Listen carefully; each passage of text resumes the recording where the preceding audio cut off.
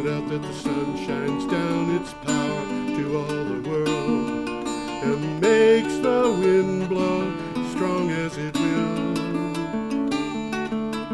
I wonder how gentle rains can fall upon the land, so lovely earth can stay lovely still. Hello, ladies and gentlemen, and welcome to the 546th edition of Energy Week with George Harvey and the amazing Tom Fennell. In the flesh. Tom is in the flesh. He is not in the studio. That is a joke that we tell every week. We've probably told it for a year. But people laugh anyway because people think we're weird or something. I don't know. And that's funny. The show Energy Week is taken from news items that are put up on my blog, geoharvey.com, geoharvey.com. You can go there and look at the dates that we're talking about to see the stories, or you can go to a file that is listed below on the screen if you can scroll down. On a television, that's not so easy, but most people probably look at this with computers. What we got here is the best of the blog. The best of the blog. This is all news about energy and climate change and occasionally other things. And I suppose we can just go ahead, Tom. Yeah, I guess we can. We have a picture of heliostats. I'll put that up. Yeah, heliostats are mirrors. They are indeed. And they all direct something toward an object, usually like a thermal generator or something. Yeah, this is interesting to me because in ancient times, Archimedes, according to a story, and the story is kind of, if you try to fact check it, it doesn't work very well, but the story is that in ancient times, Archimedes had the soldiers at Syracuse hold up the mirrors, which were evidently very highly polished shields. I was going to say these were their shields. Yeah, and reflect the sunlight onto Roman ships as they were approaching, and they set the ships on fire. And this... See when that happens. Yeah, it's such a nuisance, you know. And anyway, this particular story is from Clean Technica, and Tom knows what the title is. Well, Casiro, and they actually tell us what it means. Australia's Commonwealth Scientific and Industrial Research Organization. That's right. And Casiro claims falling particle concentrated solar power can lead to a net zero economy, but they don't explain much about what falling particle means. They do in the article. This was something that was rather unclear to me. And I kind of had to read the article twice to understand it. But let me read the synopsis and then we can talk about it. Australia's Commonwealth Scientific and Industrial Research Organization says the research facility for concentrated solar power made a breakthrough with falling ceramic particles technology, which captures and stores solar energy as heat. And that makes absolutely no sense to me. I know, it doesn't make any sense, but if you pay close attention to the article, you find out that in most of these concentrating solar things with these arrays of mirrors. Mirrors all move. The mirrors move, and they keep the sunlight reflected onto a tower, usually, which has material in it that can withstand huge, high temperatures. And it generates power. That's right. You can use the heat from that to generate power. And very often those towers are filled with some sort of salt, which melts at a relatively high temperature. And then you can heat it up to a much higher temperature. And because it's a liquid, you can pump it around. So you can use it for generating. It's a viable way of making power. Yeah. But the thing is, what they're doing here is they're using ceramic. And the ceramic is broken up into grains that are about the size of grains of salt. So they're dry. Falling ceramic particles are. That's right. And the thing about these ceramic particles is that they can be used. They can be used almost as though they were a liquid, and pumped around. And so what they do is they have the ceramic particles fall through the heat exchanger and carry the heat down to a place where they store it for hours and hours and hours. And they can keep a generator going for 15 hours, which gives you a pretty good nighttime backup for solar energy. So there's a lot of smart people out there doing some things differently. Yeah, you never can tell what somebody's going to come up with. Our next item comes from Power Engineering International. I'll put that up. It looks like offshore wind turbines to me. Sure does. And what do you have for a title? INGKA, INGKA. They'll explain what that is. Invest in Source Galileo's offshore wind portfolio. Yeah. Inca Investments, the investment arm of IKEA's largest realtor, Inca Group, will take a 20% share in the offshore wind project portfolio of Source Galileo, who are developing a 10 gigawatt they are developing 10 gigawatts of wind to electricity. Absolutely. They're using that to make electricity and hydrogen off the northwestern coasts of Europe. But this is, what's happening here is that, Tom, 10 years ago, you and I were talking about big renewable energy projects that were 10 megawatts, and now they're 10 gigawatts. So the size of these... It's progress. Yeah, the size of these things is getting bigger. Let me just put it at that. Okay, should we go on? Can't dance. I knew you were going to say that. You always say that you can't dance. I can't dance either. I don't even try. This is from CNN, and we have a picture of air pollution. A picture of air pollution, and it's not all air pollution, by the way. Yeah. Right in the center, that's steam. Yes, they have cooling towers, kind of in the distance there. Cooling towers, and the rest of it is pollution. Yeah. I guess there's 3 cooling towers because there's one over there on the right too. Oh yes, I suppose that is a cooling tower, isn't it? Okay, what do you have for a title? GOP-led states and industry groups ask Supreme Court to block Biden's good neighbor pollution rule. What?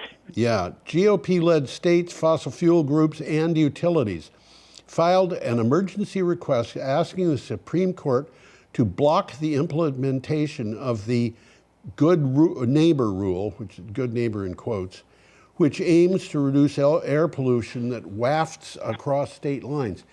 I'm gonna put that picture up. I didn't do it before. A lot of the air pollution in Vermont comes from other states. A lot of it comes from Vermont, but Oh, it does. You're absolutely right. And what we're doing in Vermont is hoping that New York and Pennsylvania and Ohio and Michigan and Illinois and Indiana will pollute less so that our air can be cleaner. And these GOP-led political organizations are, I think, basically just disagreeing with everything that Joe Biden does. Yeah, basically. And so, that's a problem.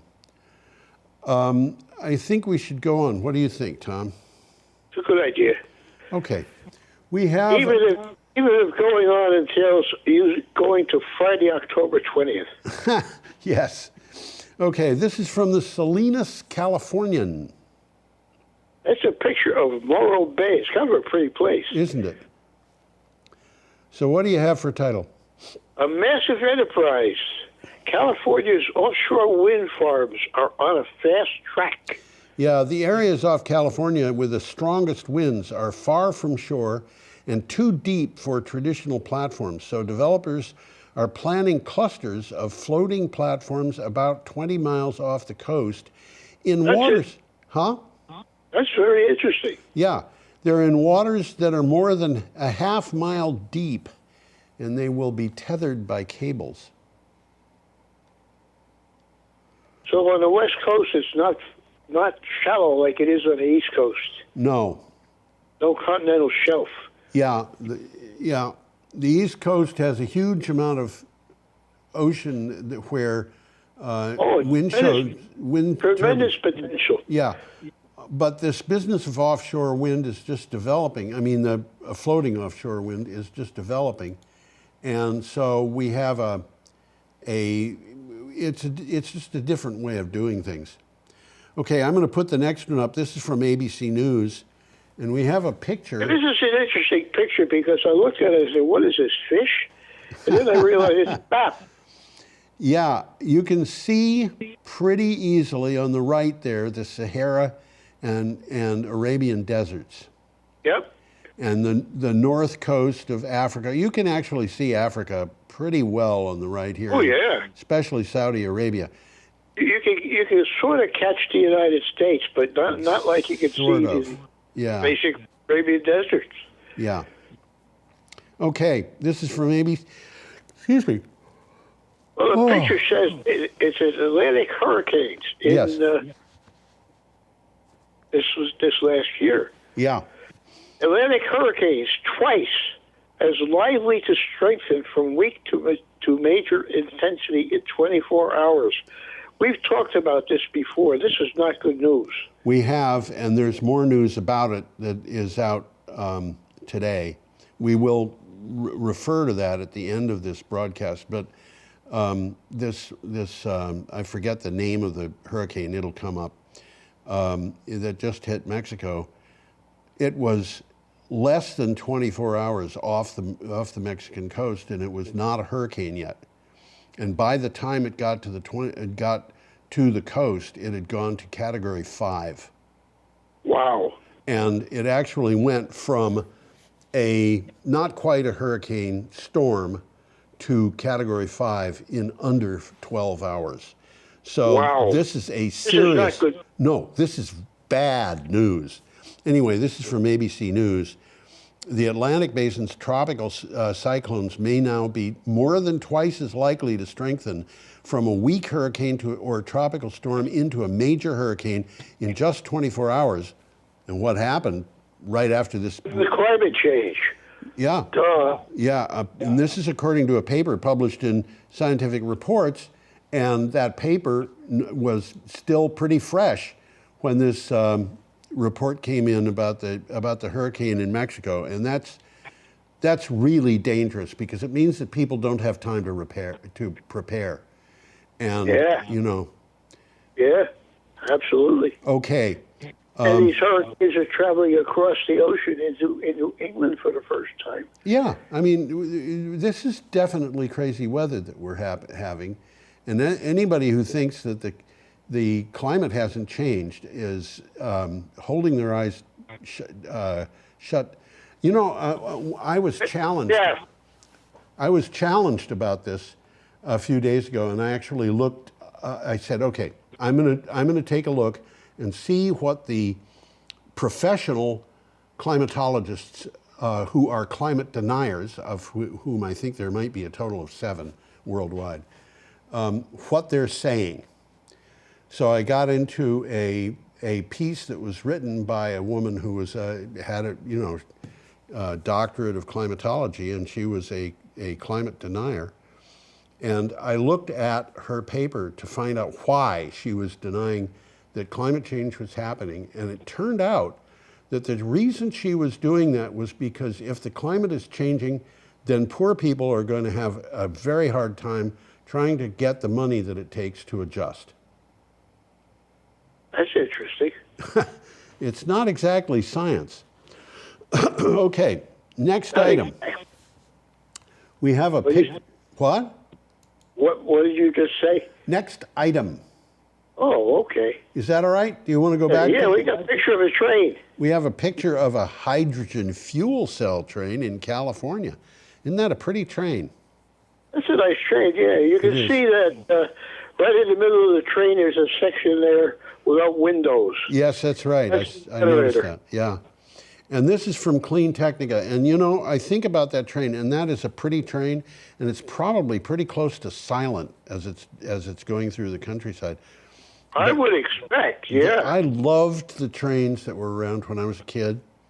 They burned coal and made a lot of noise. They were the real honest goodness choo-choo trains.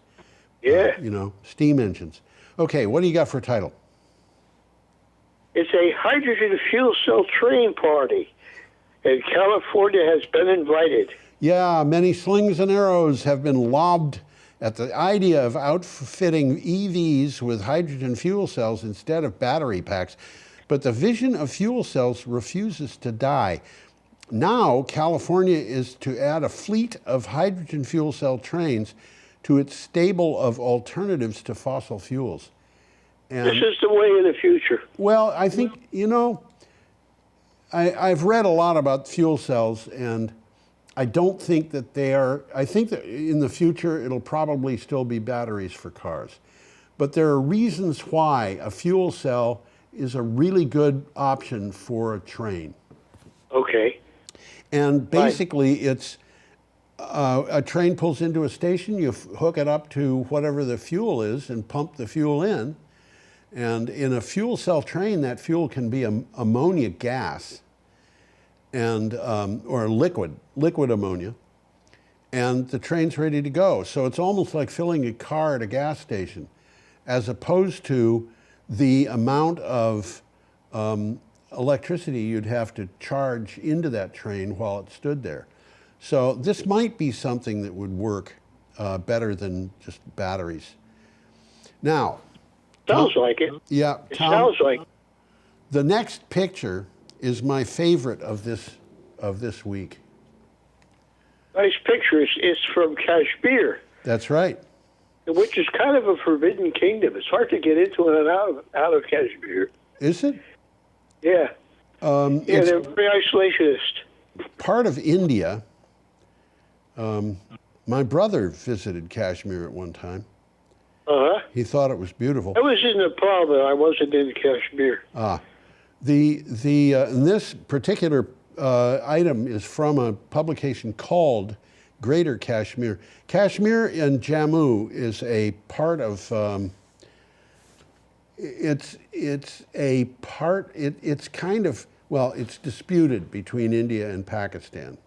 Well, you can see the mountains in the background. They're pretty close to the border there. Well, this is Kashmir. A lot of it is in the mountains, and they have good hydropower there. I would Yeah.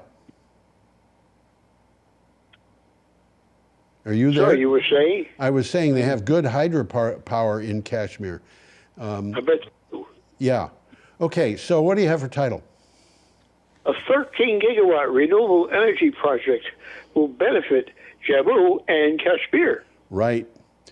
Lieutenant Governor Manoj Singh Friday said that the 13-gigawatt renewable energy project approved by the cabinet would benefit. A lot.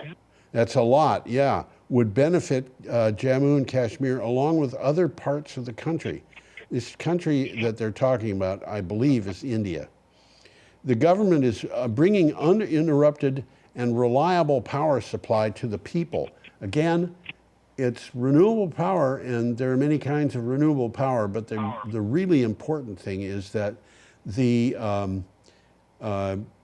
supply of power is not going to be interrupted. It's going to be a continuous supply of power, which I believe means this is going to be a combination of hydropower, which is already there, wind, solar, and battery backup.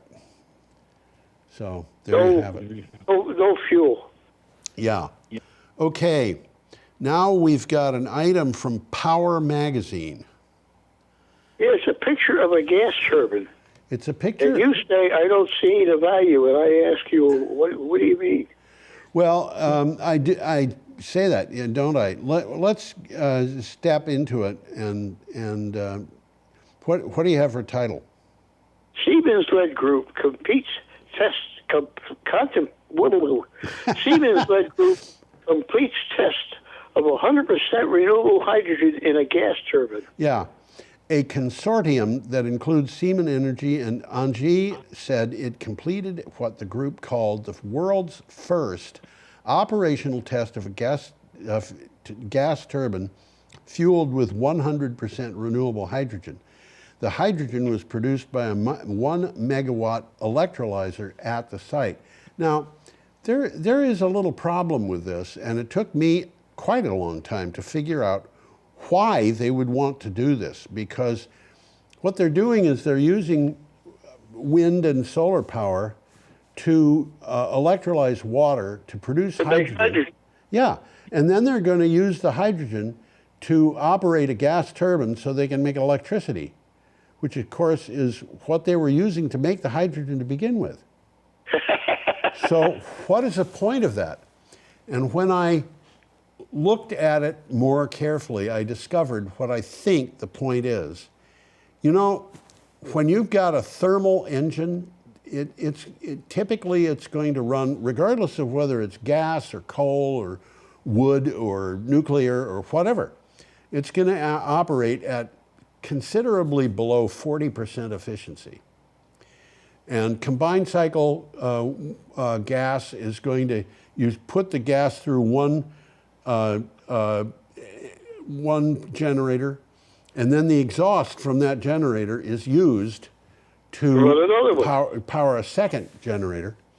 In this case, it looks like what they're planning on doing is generating the electricity using hydrogen, because the hydrogen can also be used to produce exhaust, which is steam, which in turn can be used for heating things. And when you're using that steam for heating things like buildings or industrial applications or whatever it is you're going to use the steam to heat for, you can get very much higher efficiency levels than you can just burning it and using it to make electricity. So yes, you can. They're actually producing more heat than electricity here, but they're using the heat. They're using the heat. They can heat, apartment buildings and things like that. So that's what that is all about. I'm reading articles about that, and this is it's a significant benefit. Oh yeah, it's a significant benefit. So we'll see how that goes. I had not realized that it was so difficult to run a turbine using hydrogen. That was, yeah, I learned a lot this week. Okay, our next item is from Clean Technica, and we have a picture of a woman driving a car. Her name happens to be Jenny Urberberg. And Jenny Urberberg has appeared in pictures that we've used on this show on a number of occasions. And so I decided I'd actually look her up. She's works at a rather high level, management level for, I think it's an advertising agency, but one of the things about her is she is a photographer who has a certain amount of skill. And the other thing is that she loves her Tesla and loves to take pictures of herself and the Tesla. So they showed up at Unsplash, and she's kind of a pretty girl. It doesn't show as well there as it does in some of her photographs, but I just thought since this is about the 5th picture of hers we've used, I would find out. Anyway, this comes from Clean Technica, and you have the title. Colorado adopts clean car standards, but leaves benefits on the table. Yeah. In a win for the climate, public health, and residents' pocketbooks, California officials adopted a clean cars policy, ensuring that its people will have access to more electric and hybrid vehicles. By 2023, 82% of new vehicles sold in the state must be plug-in types. Must be, huh? Wow. Must be, that's what they're saying. So That's coming up pretty soon. it is, that's right. So that is That's a that. step in the right direction, I think. Yep. So we're up to Sunday, October 22nd. We It have- looks like to me it looks like there's lightning. some lightning. Yeah. That's an impressive bolt of lightning. It is that. And It is that. this We're particular, over Robin Hood's barn, isn't it? yes. I have many stories about lightning. I love lightning.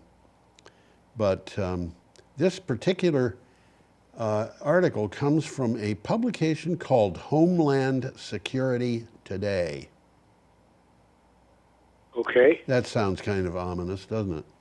Doesn't it? So what do you have for a title? Biden-Harris administration announces nearly $2 billion in funding to increase climate resilience. Right. Officers of Homeland Security, FEMA, which is the Federal Emergency Management Agency, and the White House, and by the way, several different parts of,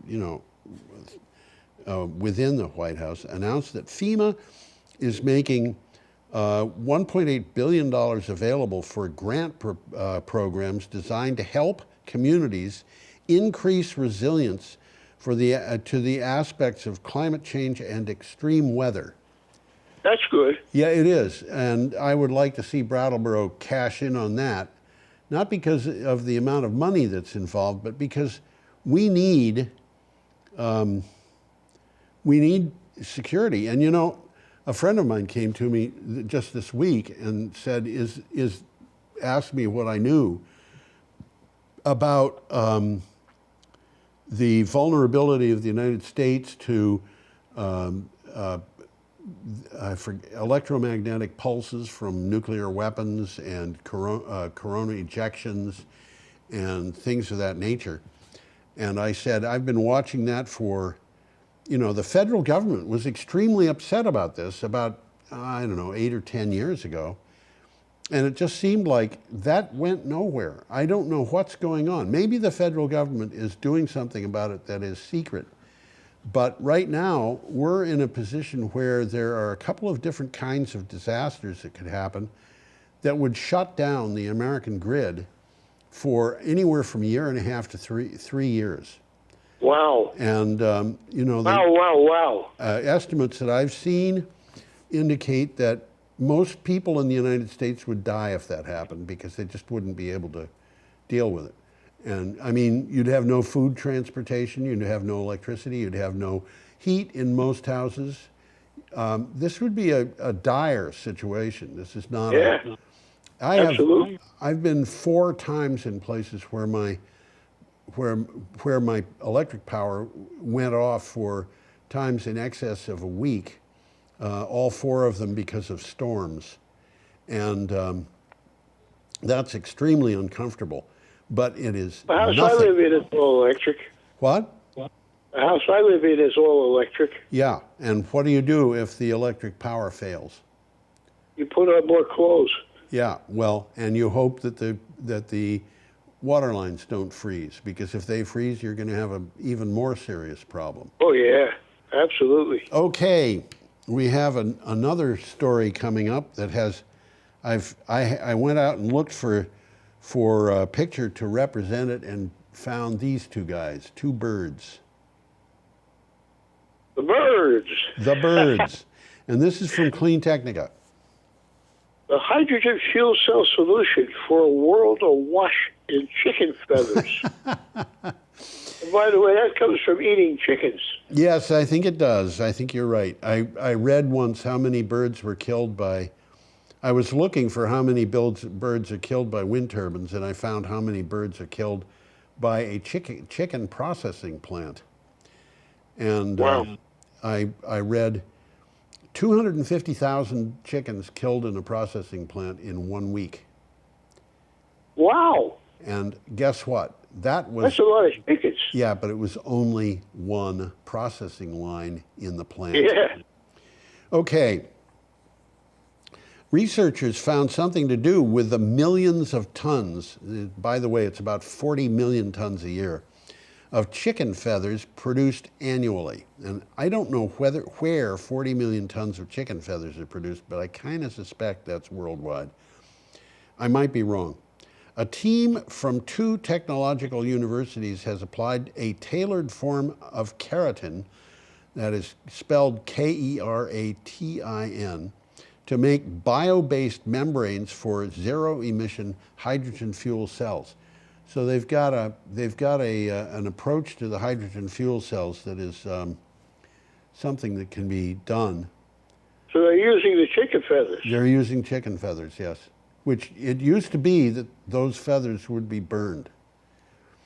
Or thrown away. Yeah, this is a huge waste to burn them. Absolutely. Yeah. Okay. We have a picture of a snow crab on a plate. Actually, 2 snow crabs on a plate. That's what it looks like, yeah. And this is from... Crab and a little crab. Yeah. This is from a publication called Inside Hook. So what do you have for a title? Climate change decimated Alaska's snow crab population. Yep. A group of NOAA scientists, NOAA, which is the... what is it? National Association of something. No, it's the National Office of Aerospace. I forget. Oceanic and Aerospace Administration. Yes, as we talked about them many times. Many times. Scientists published a paper called The Collapse of the Eastern Bering Sea Snow Crab. It explores the disappearance of 10 billion crabs from the Bering Sea between 2018 and 2021. That's only 3 years. Yeah, Wow. 10 billion crabs. And these snow crabs are not small. They're big animals. It makes a convincing case that 10 billion snow crabs were killed off by climate change. And the reason for that is because the snow crabs needed to have colder water than the water they had. And many of them died of starvation because they weren't getting the food. They weren't getting the food, yeah. Yeah. Okay, we're up to Monday, October 23rd. Nice red picture there of a power station with smoke. Yeah, and you know, kind of a pretty picture. It is a rather pretty picture. You know, it's sunrise or sunset, and I don't know which. This is from Euronews.com. Some EU policies hinder climate action, the World Wildlife Federation says. Yeah, the World Wildlife Fund decried European Union climate measures in a report.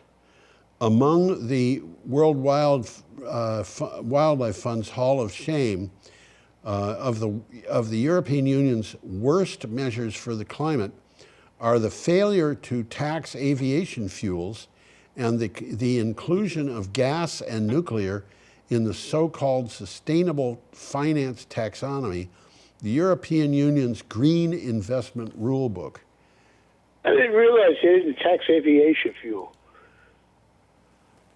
Part of the problem with that is that much of the aviation fuel, particularly in Europe, where you have a bunch of smaller countries, a lot of the aviation fuel is used in 2 countries or more. And who do you pay taxes to? Them. What? So who taxes them? Yeah, exactly. So they have to come up with a tax protocol, and of course the aviation industry really wants them not to do that. So they have a hard job in front of them, and the aviation industry is trying to convince them not to do it. It's a mess. Okay, we have a picture now of the Pilbara. That's interesting. In case anybody is interested, yes. And this is from Renew Economy. And you have I got a title. Yeah. Rio Tinto signs First Nations power deal for solar, wind, and battery projects. Mining giant Rio Tinto is seeking to, which sounds like it should be in Mexico or something, doesn't it? It's not. Yeah, it's South America. I think it's Argentina. No, I believe this is Australia. No, I mean the company Rio Tinto. I believe it's Australia. Is it Australia? Okay. I could be wrong. But mining giant Rio Tinto is seeking to roll out a series of solar, wind, and battery projects to replace the gas-fired generators on its huge iron ore mines on which those mines currently depend. The company signed a green power deal with a Yindjibarndi Energy Corporation. So that's... I'm impressed by that last sentence. Yindjibarndi? What? You got to say it sometimes. Problem with, if you have it's a curse in Gaelic. It's what? It's a curse word in Gaelic. I don't think so. I think that's an Aboriginal language was the source of that. But we have here in the United States, we have ordinary names, just ordinary names. Names like Ashwillet or Wentasticate. These are just simple. Connecticut. Where do these names come from? They're old English names, right, Tom? I thought they were Indian. Oh, how could that be? Yindjibarndi, I have a feeling that's Australia and Aborigine. Yeah, we have all kinds of Indian names. It's fascinating. I love it. But it's, kind of like hearing a guy's name is Giovanni Lorusso, and you say, good Irish name. Well, we have a picture here of a ship, don't we? Of a what? A ship. A ship? I don't think that's a ship. No, I don't think it is either. Oh, okay. Thank you. This is from the Good News Network. Well, it's called the Gateshead facility in Britain, and there's a lot of, believe it or not, there's a lot of coal mining in Britain. Yeah, but it's all stopped. It's stopped? I think all British coal mining has actually stopped. I might be wrong. Uh-huh. Okay, what do you got for a title? An old coal mine filled with warm water has been heating a town with green energy for 6 months. Yes. Britain's deep coal mines have become a surprising source of green energy. One mine has been heating the town of Gateshead successfully for 6 months. The scheme is thought to be replicable in areas with large abandoned mine works. Okay. That's interesting. Isn't it? This is, we have a picture of a coal mining plant there, but the coal mines that used to provide energy for coal in Britain are deep mines that go down into the ground, and they get into areas that are kind of warm. And if you fill them up with water and you just pump the water out and allow it to go back in again, you'll pick up heat from the earth. And this particular town is being heated by water that's being heated by just the ground in an old mine. So it's geothermal. Yeah, it's geothermal, exactly. We're up to Tuesday, October 24th, and we have a picture of a solar array, and that picture was evidently taken from the top of a vehicle. I don't know what kind of vehicle, but anyway, this is from Clean Technica, and you have a title. What do you got? 1.8 gigawatt Bedham solar farm in Egypt can power 1 million households. Yeah, again, these things are just getting gigantic. The success of the Benban solar farm in Egypt, Benban, demonstrates the impact of large-scale clean energy projects can have on the energy matrix of North African countries. The largest solar park in Africa and the 4th largest solar farm globally it has a capacity of 1.8 gigawatts. That's significant. It is, they're not fooling This around. is gigawatts. That's right. This is 1.8 gigawatts. I don't know what you do with 1.8 gigawatts, but you know, Benjamin Franklin had his experiment to fry a turkey, and he shocked himself. But I think 1.8 gigawatts would vaporize the turkey and possibly I don't know. Okay. Franklin too. Yeah, I think it would, and then some. Okay, we have. It's an interesting picture of a solid-state battery. Yes, and Very interesting. We Doesn't have- look like a battery to me. no, and that's exactly my impression. It doesn't look like a battery, but Well, the whole idea of a solid-state battery is foreign to me. yeah, I know. Me too. Except for one thing, Tom. I've been thinking about this. The idea of a capacitor is not foreign. Say that again? The idea of a capacitor is not foreign to me. Yeah, okay. So a solid state battery is very much like a capacitor. It is, yes. And what you're looking at there looks very much like a capacitor. Okay. And the difference is that the solid state battery, and I've read that some capacitors can do this, the solid state battery is going to discharge some of its electricity in a very controlled manner, where a capacitor wants to get it all out at once. And capacitors can be frightening things Oh, yeah. they really can, and they don't have to be big to be frightening. I had one blow up once in a computer. I hate it when that happens. Yeah, it was in a computer, and Wow. I called a friend of mine who was a computer hardware engineer. I was a computer software engineer, and he happened to be just across the street, and he came over to my place and looked at it, and he said, he smelled the circuits to find it, and he finally said, well, it was your video card. Capacitor blew up in your video card. My computer was open. I don't remember what I was doing with it, but I was doing something. And all of a sudden it just went pop and smoke came up. And he looked at it and he said, that was your video card. And he said, I said, well, do you have a video card I could borrow? He said, you don't need it. I'll just cut the capacitor off. And he cut the capacitor off, and all of a sudden the thing worked again. The capacitor firstly. Well, the capacitor was there for a reason. Yeah. And he said, what you're going to notice is a very slight degradation in the quality of your video. Now, bear in mind, that was, I don't know, it was probably 30 years ago, and video systems are significantly more compact, and they're different today. In those days, they were on separate cards, and today they're usually built onto the motherboard, maybe into the main processor. Building batteries like that in Massachusetts. Yeah, that's right. And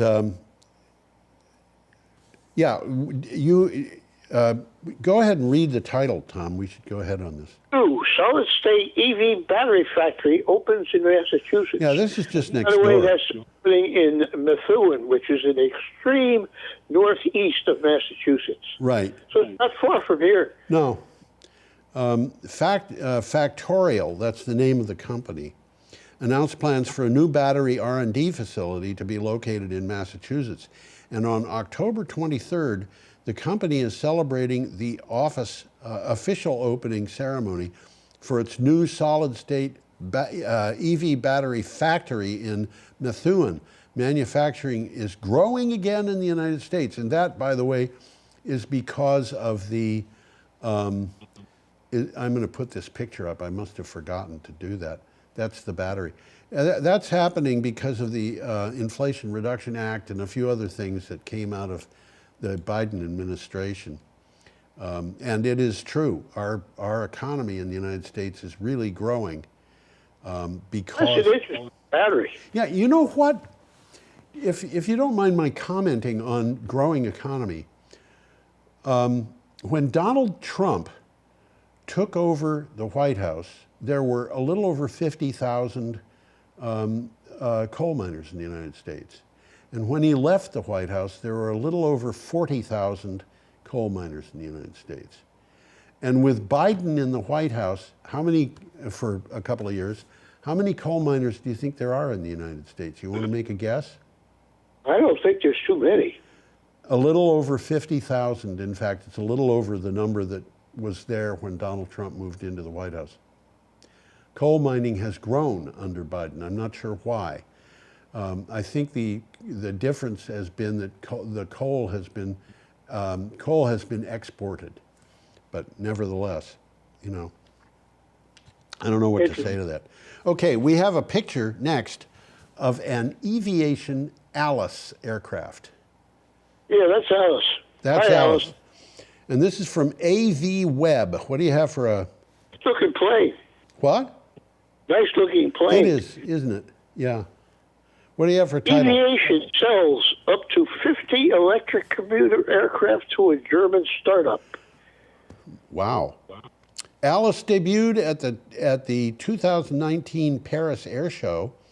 It is the first flight-tested all-electric commuter aircraft. According to Aviation, the 9-passenger regional aircraft has 0 emissions and has significantly lower operating costs per hour compared to light jets and regional turboprops. So This is a good market. yeah, it is. Yeah. This is a market that is, and These are air taxis. yeah, the Aviation can very easily fly from London to Paris and go actually beyond. I think it'll go London to Munich, London to Berlin. This is a significant, this is not a joke. This is a real thing. Okay? It's happening in the U.S. and Canada on the West Coast where they get together. Yeah. Yeah. So anyway, we're up to Wednesday, October 25th. And we have... It looks like we are, aren't Yeah. we? That's an interesting it's just juxtaposition of coal burning plant and turbines. Yeah. I think that's actually a gas burning plant, but I might be wrong. It could be, yeah. It's probably not coal. Yeah. Anyway, this is from CNN. What do you have for a title? Unstoppable energy transitions means demand for oil, gas, and coal set to peak by 2030. Set to peak by 2030. Right. That's disturbing to me because we should have peaked long ago. But nevertheless, this is what's happening. Well, 2030 is coming up pretty quick. It is, and I hope that it peaks a whole lot before that. I'd really like to see it peak next year or this year, but I don't think it's going to happen. They're still building coal-burning power plants in China. Okay. Yeah, they are. Global demand for fossil fuels is expected to peak later this decade, according to a report. The International Energy Agency said in its annual World Energy Outlook report that the shift will be driven by the, quote, phenomenal rise, end quote, of clean sources of energy. So they aren't kidding around. Well, clean sources of energy they're popping up, as we know, for this show quite regularly. Yes, they are. We just talked about who'd have thunk? Who would have thunk? I'm sorry, I've been yawning, and I just did it on television, which means that I have infected. Shalt not yawn on television. What? Thou shalt not yawn on television. Yeah, well, you see what happens is if you yawn on television, you have every single person out there yawn. And I don't know how many people watch this show, but it's got to be at least 2. So I should... Well, when my cat yawns, I want to yawn. Yeah, I know. And when you yawn, your cat wants to yawn, I think. Yeah. Anyway, by the way... This one coming up, I'm missing a picture for some reason. I don't have a picture. The one of the wind turbines? Wind energy market size to hit 220.7 billion globally, I have no picture. You have no picture. Well, the picture that is up for the people watching is a picture of 4 wind turbines kind of rising out of the fog. It's kind of an interesting picture. Okay. The story comes from Yahoo Finance. And did you just read the title, or are you about to? I don't know if you remember. I'll read it again. Okay, Wind please energy do. market size to hit 220.7 billion globally by 2028. Yes, according to the Insight Partners, the wind power market is expected to grow from 156.8 billion in 2021 to 220.7 billion in 2028. It is anticipated to grow at a combined compound annual growth rate of 5% from 2022 to 2028. The Asia Pacific region is expected to continue its dominance over the forecast period. And you know, years ago, 2016 in fact, somebody started talking about big wind. I had mentioned to somebody that the Audubon Societies of Massachusetts and Maine had both supported an offshore wind farm, and a anti-wind activist said the Audubon Society was bought off. And I thought to myself, how in the world would a person know such a thing like that if it's true? But more to the point, what is big wind? And at that time, wind turbine sales worldwide were a little bit shy of $100 billion. And I thought, is that a lot of money? It sounds like a lot of money, but is it a lot of money? So I went looking to find out how big businesses are.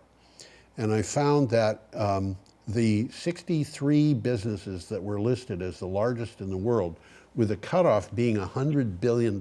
So any one of these 63 businesses was bigger than the entire wind turbine industry.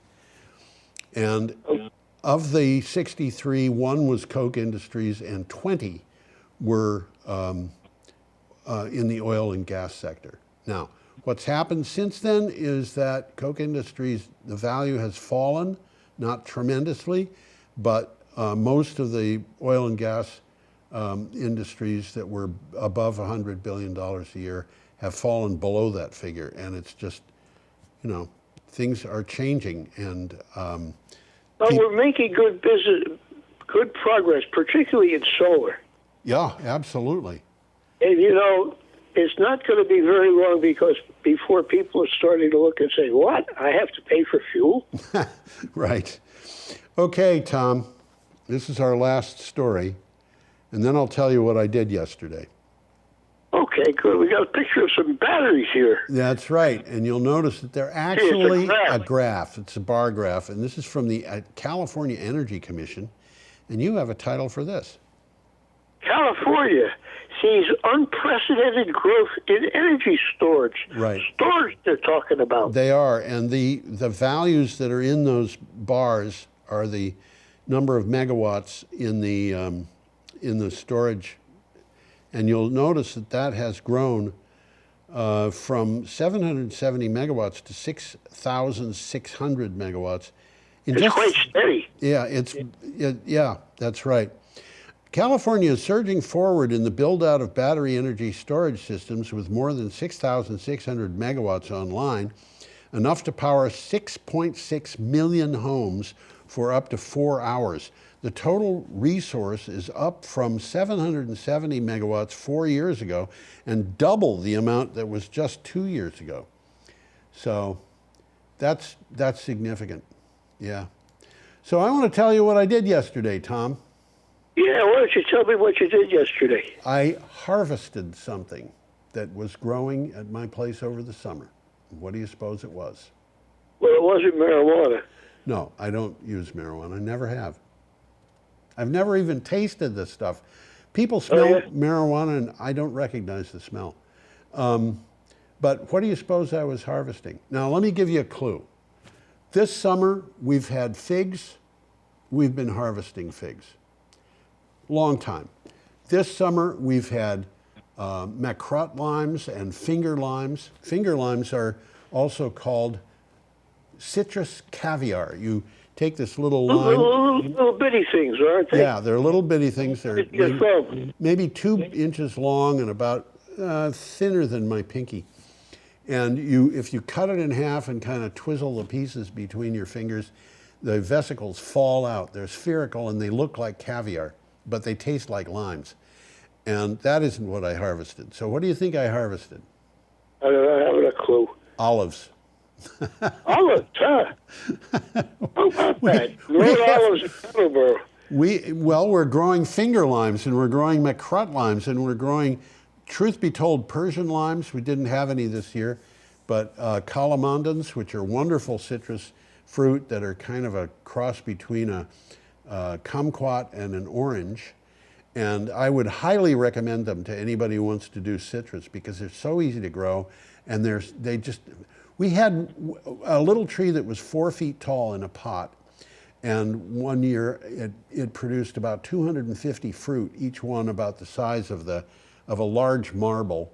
Wow, that's a lot of fruit. That's a lot of fruit, and they're extremely tart, like kumquats. Some people like to eat kumquats, and if you like to eat kumquats, you'd probably like to eat calamandans. But they make wonderful marmalade. And we have... So what you got to do is sweeten them up a little bit. You just have to, marmalade, you have to boil them and use sugar and whatnot. Yeah, that's what I mean. You got to sweeten them up a little Sweeten them, yeah. And we have other stuff. We've got a pot with... what is that fruit? I've forgotten.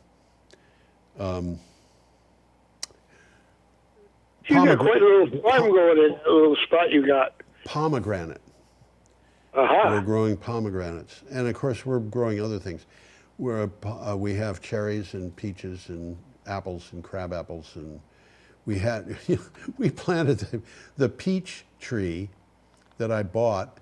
And my landlady looked at it and said, that looks like the tree that I was about to cut down and that sprouted up out front. And indeed, what we had in the front yard was a volunteer peach tree. No kidding. And down the street, there's a house that has a big pawpaw tree growing at it. Huh. The climate is not what it was when I was a kid. I guess. Different thing. And some of those things could have been grown in Brattleboro and some of them could not. The way that we grow citrus and figs, I think we possibly could have done it 50 years ago in Brattleboro, but we would have had less production because they would have been able to spend less time outside. Anyway, we are at the end of our show, and so I'm going to put up our last slide, which says, have a decidedly superb week. And I'm waving goodbye. Tom is waving goodbye. And I will wave goodbye. And Tom's cat? He's not here to wave goodbye. He's been doing this for weeks. Yeah. Would you do me a favor and talk to that cat? I had a cat once that was very, very bright, and I swear I could talk to her about philosophy, but